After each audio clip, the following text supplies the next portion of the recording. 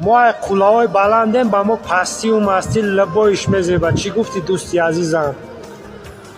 بعد همین بعض اندخترهای شهر طرفی بچه های قشلاق چی میگن؟ میگن که ای کفر آمده با گپ میزنی. مرده خوب همین مردمی کوهستان در کوهستان زندگی میکنه گفته باید گنگ باشن دیگه گپ نزنن.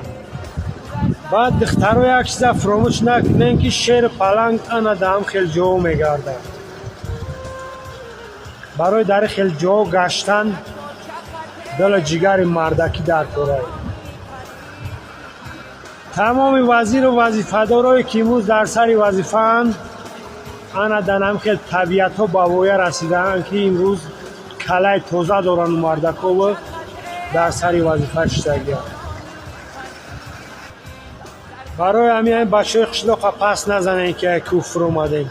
این تاجیکستانی ما را 93% کوهستان رای در اصل بگیری همین دوشنبه هم چهار طرفش کوه برادر عزیز. شوراب آدای وطنم صدقه نامی تو شوم